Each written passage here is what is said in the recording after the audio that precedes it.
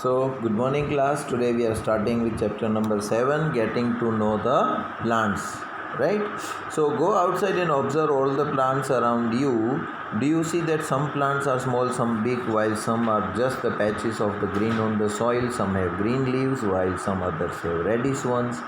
Some have huge red flowers, some have tiny blue ones, while some have none. We do see a variety of plants existing around us, near our home, in the school ground, on the way to the school, and in the parks and gardens, isn't it? Let us get to know the different parts of any plant. This will help us understand the difference between plants of different kinds.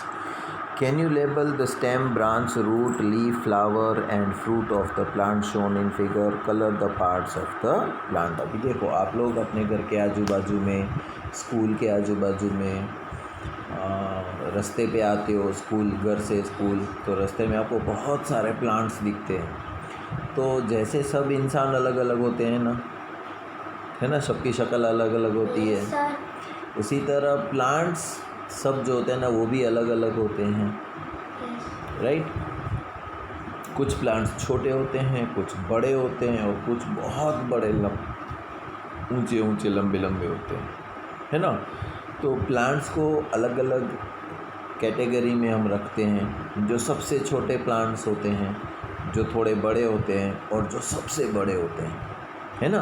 तो ये उसकी 3 अलग अलग category है। तो जैसे first one है herbs, shrubs and trees. Look closely at the stem and branches of plants much smaller than you, plants that are about of your size and plants which are much taller than you. Feel their stem and try to bend them gently to see if they are tender or hard. Take care that the stem does not break. Hug the tall plant to see how thick stems are. We also need to notice from where the branches grow in plants, close to the ground or higher up to the stem. We will now group all the plants we observe in table 7.1. Some examples are shown. You can fill the column 1, 2 and 3 for many more plants.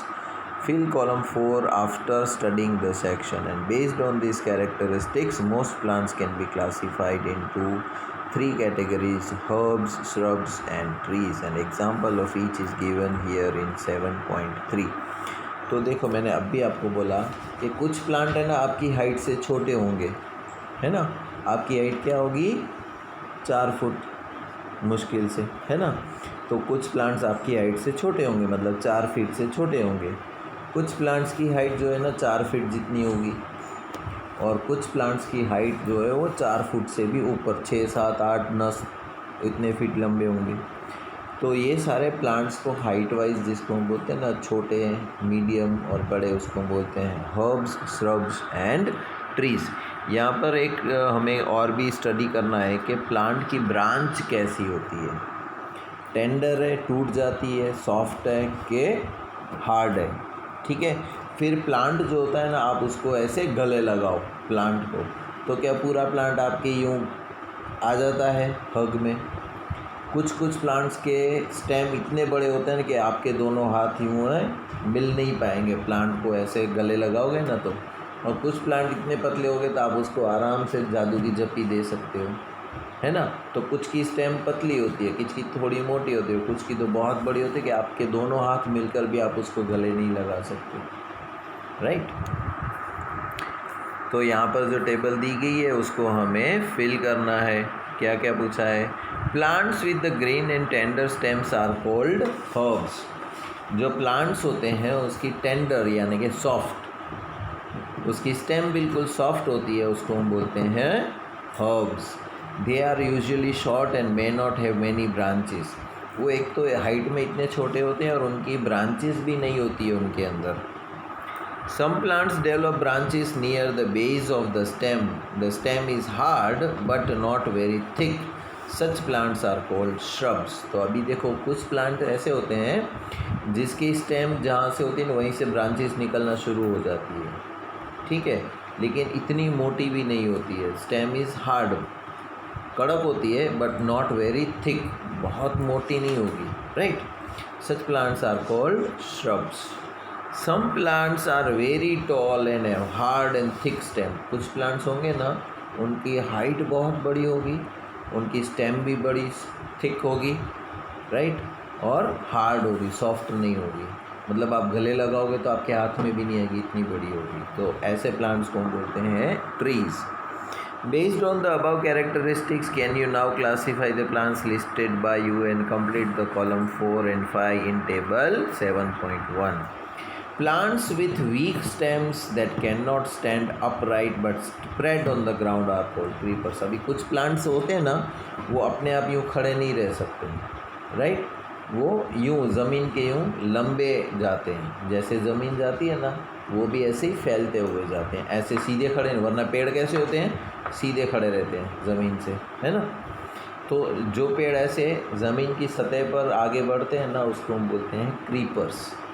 क्या बोलते हैं? Creepers.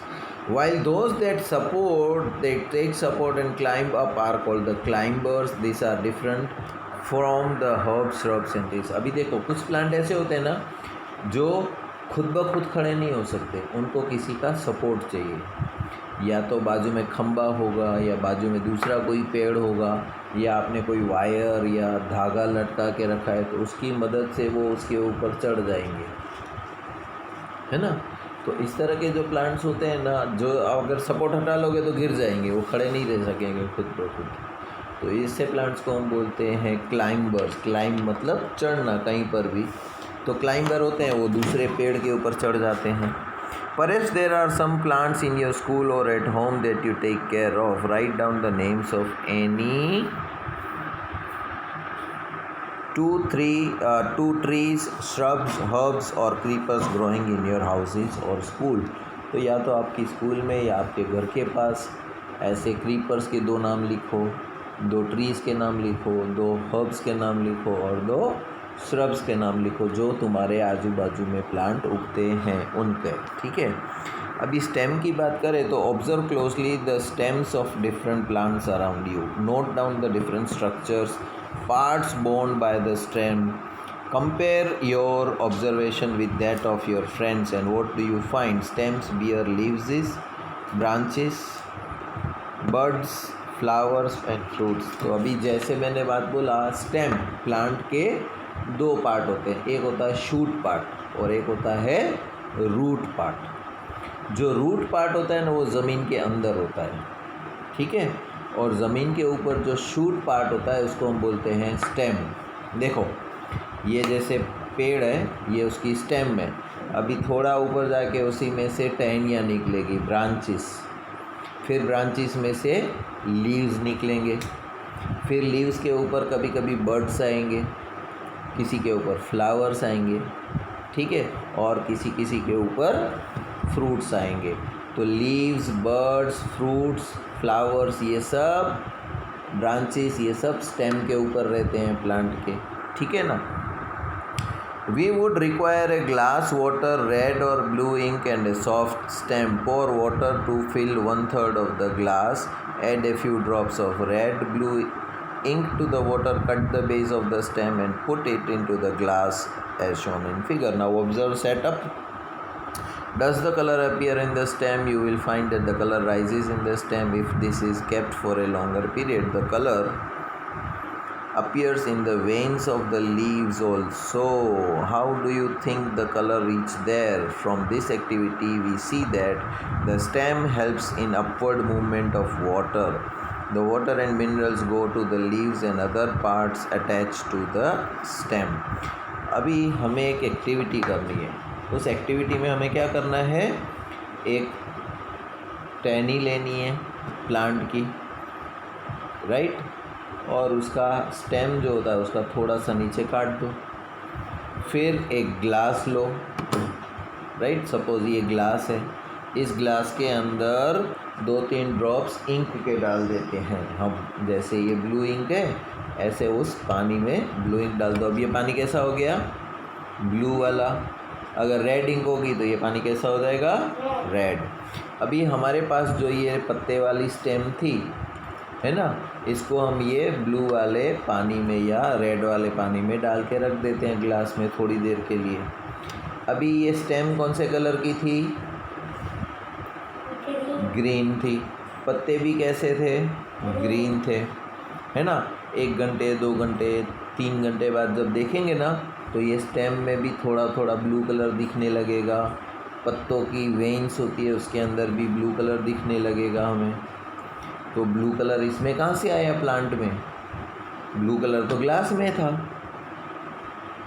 आप कोई गोला खाते हो, ice cream खाते हो कलर वाली, तो आपकी जीभ कैसी हो जाती है?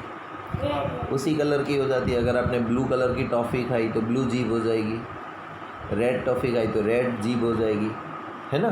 तो जीभ का कलर नहीं था, वो किसका था? चॉकलेट का। इसी तरह ये स्टेम जो थी वो तो ग्रीन थी पहले, लेकिन जब हमने इसको पानी वाले कलर वाले पानी में डाला तो इसके अंदर भी पानी आ गया, इसके अंदर भी कलर आ गया। तो इसका मतलब ये हुआ कि स्टेम जो होती है ना उसका काम क्या है? ज़मीन के नीचे से पानी लेके ऊपर लीव्स तक पहुंचाना। वरना लीव्स तो बाहर थे ग्लास के, है ना। लीव्स जो थे वो ग्लास के बाहर थे और पानी जो था वो ग्लास के अंदर था। तो लीफ तक पानी कैसे पहुंचा? क्योंकि लीफ और पानी के बीच में थी स्टेम। तो स्टेम का क्या काम होता है? पानी और उसके साथ मिनरल्स होते हैं, उसको ऊपर तक पहुंचाने का काम होता है। नेक्स्ट बात आती है हमारी लीफ की, जो हम कल पढ़ेंगे। ठीक है, आज यहीं पर स्टॉप करते हैं। तब तक के लिए goodbye and take care.